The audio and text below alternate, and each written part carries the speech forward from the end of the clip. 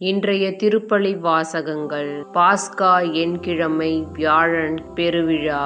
முதல் வாசகம். வாழ்வுக்கு ஊற்றானவரை நீங்கள் கொன்றுவிட்டீர்கள், ஆனால் கடவுள் இறந்த அவரை உயிரோடு எழுப்பினார். திருத்தூதர் பணிகள் நூலிலிருந்து வாசகம். பிரிவு 3, இறை வார்த்தைகள் 11 முதல் 26 வரை. கால் ஊனமுற்றிருந்தவர் நலம் அடைந்த பின் பேதுருவையும் யோவானையும் விடாமல் பற்றி கொண்டிருக்க எல்லா மக்களும் திகிலுற்று சாலமோன் மண்டபம் எனும் இடத்திற்கு ஒரு சேர ஓடி வந்தனர். பேதுரு இதை கண்டு மக்களை பார்த்து கூறியது: எருசலேம் மக்களே, நீங்கள் ஏன் இதை பார்த்து வியப்படைகிறீர்கள்? நாங்கள் எங்கள் சொந்த வல்லமையாலோ இறை பற்றாலோ இவரை நடக்க செய்து விட்டது போல் ஏன் எங்களையே உற்று பார்க்கிறீர்கள்?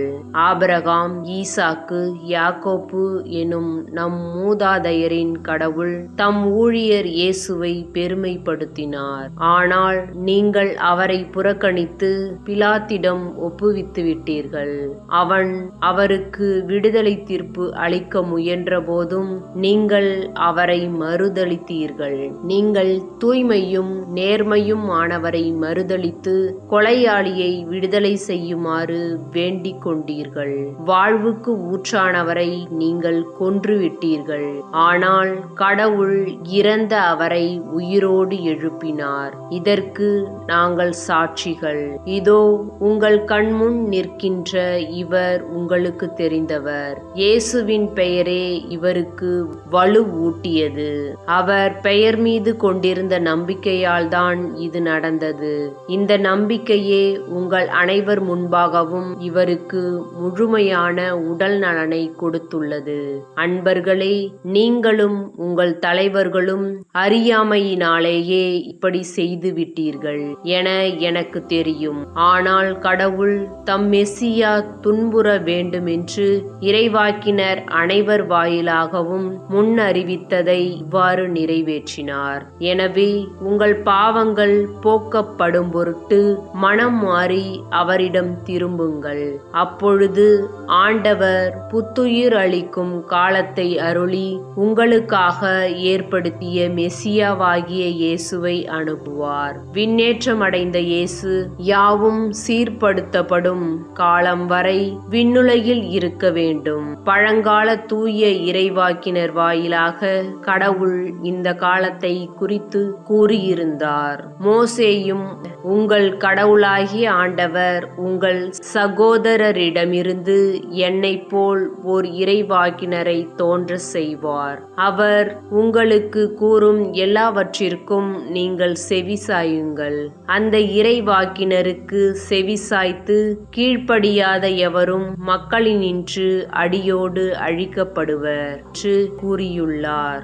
சாமுவேல் தொடங்கி இறைவாக்குரைத்த அனைவரும் இந்த காலத்தை பற்றி அறிவித்து வந்தனர். அந்த இறைவாக்கினர் உரைத்தவற்றை உரிமையாக்கிக் கொள்பவர்கள் நீங்கள்.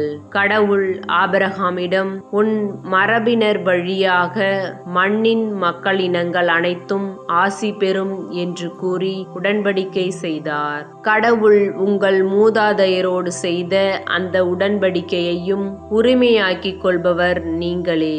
ஆகையால் நீங்கள் அனைவரும் உங்கள் தீய செயல்களை விட்டு விலகி ஆசி பெற்றுக் கொள்வதற்காகவே கடவுள் தம் ஊழியரை தோன்ற செய்து முதல் உங்களிடம் அனுப்பினார்.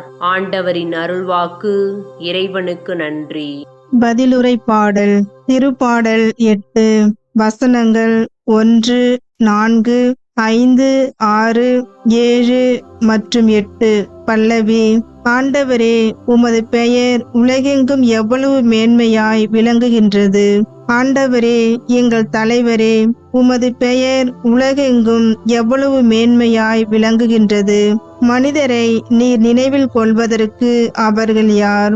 மனித பிறவிகளை நீர் ஒரு பொருட்டாக எண்ணுவதற்கு அவர்கள் எம்மாத்திரம். பல்லவி. ஆண்டவரே, உமது பெயர் உலகெங்கும் எவ்வளவு மேன்மையாய் விளங்குகின்றது. ஆயினும் அவர்களை கடவுளாகி உமக்கு சற்றே சிறியவர் ஆக்கியுள்ளீர். மாட்சியையும் மேன்மையையும் அவர்களுக்கு முடியாக சூட்டியுள்ளீர். உமது கை படைத்தவற்றை அவர்கள் ஆளும்படி செய்துள்ளீர். எல்லாவற்றையும் அவர்கள் பாதங்களுக்கு கீழ்ப்படுத்தியுள்ளீர். பல்லவி. ஆண்டவரே, உமது பெயர் உலகெங்கும் எவ்வளவு மேன்மையாய் விளங்குகின்றது. ஆடு மாடுகள், எல்லா வகையான காட்டு விலங்குகள், வானத்து பறவைகள், கடல் மீன்கள், ஆழ்கடலில் நீந்தி செல்லும் உயிரினங்கள் அனைத்தையும் அவர்களுக்கு கீழ்ப்படுத்தியுள்ளீர். பல்லவி. ஆண்டவரே, உமது பெயர் உலகெங்கும் எவ்வளவு மேன்மையாய் விளங்குகின்றது. நற்செய்திக்கு முன் வாழ்த்தொலி. அல்லேலூயா, அல்லேலூயா. ஆண்டவர் தோற்றுவித்த வெற்றியின் நாள் இதுவே. இன்று அக்களிப்போம், அகமகிழ்வோம். அல்லேலூயா, அல்லேலூயா. நற்செய்தி வாசகம். மெசியா துன்புற்று இறந்து 3ஆம் நாள் உயிர்த்தெழ வேண்டும் என்று எழுதியுள்ளது. லூக்கா எழுதிய தூய நற்செய்தியிலிருந்து வாசகம். அதிகாரம் 24, இறைவசனங்கள் 35 முதல் 48 முடிய. அக்காலத்தில் சீடர்கள் வழியில் நிகழ்ந்தவற்றையும் இயேசு அப்பத்தை பிட்டு கொடுக்கும்போது அவரை கண்டுணர்ந்து கொண்டதையும் அங்கு இருந்தவர்களுக்கு எடுத்துரைத்தார்கள். சீடர்கள் இவ்வாறு பேசிக் கொண்டிருந்த போது இயேசு அவர்கள் நடுவில் நின்று, உங்களுக்கு அமைதி உரித்தாகுக என்று அவர்களை வாழ்த்தினார். அவர்கள் திகிலுற்று அச்சம் நிறைந்தவர்களாய் ஓர் ஆவியை காண்பதாய் நினைத்தார்கள். அதற்கு அவர், நீங்கள் ஏன் கலங்குகிறீர்கள்? ஏன் இவ்வாறு உங்கள் உள்ளத்தில் ஐயம் கொள்கிறீர்கள்? என் கைகளையும் என் கால்களையும் பாருங்கள், நானேதான். என்னை தொட்டு பாருங்கள், எனக்கு எலும்பும் சதையும் இருப்பதை காண்கிறீர்களே, இவை ஆவிக்கு கிடையாதே என்று அவர்களிடம் கூறினார். இப்படி சொல்லி தன் கைகளையும் கால்களையும் அவர்களுக்கு காண்பித்தார். அவர்களோ மகிழ்ச்சி மேலிட்டு நம்ப முடியாதவர்களாய் வியப்புக்கு உள்ளாகி இருந்தார்கள். அப்போது அவர் அவர்களிடம், உண்பதற்கு இங்கே உங்களிடம் ஏதேனும் உண்டா என்று கேட்டார். அவர்கள் வேக வைத்த மீன் துண்டு ஒன்றை அவரிடம் கொடுத்தார்கள். அதை அவர் எடுத்து அவர்கள் முன் அமர்ந்து உண்டார். பின்பு அவர் அவர்களை பார்த்து, மோசேயின் சட்டத்திலும் இறைவாக்கினர் நூல்களிலும் திருப்பாடல்களிலும் என்னை பற்றி எழுதப்பட்டுள்ள அனைத்தும் நிறைவேற வேண்டும் என்று நான் உங்களோடு இருந்தபோதே உங்களுக்கு சொல்லி இருந்தேனே என்றார். அப்போது மறைநூலை புரிந்து கொள்ளுமாறு அவர்களுடைய மனக்கண்களை திறந்தார். அவர் அவர்களிடம், மெசியா துன்புற்று இறந்து 3ஆம் நாள் உயிர்த்தெழ வேண்டும் என்றும் பாவ மன்னிப்பு பெற மனம் மாறுங்கள் என எருசலேம் தொடங்கி அனைத்து நாடுகளிலும் அவருடைய பெயரால் பறைசாற்றப்பட வேண்டும் என்றும் எழுதியுள்ளது. இவற்றுக்கு நீங்கள் சாட்சிகள் என்றார். ஆண்டவரின் அருள்வாக்கு. கிறிஸ்துவே, உமக்கு புகழ்.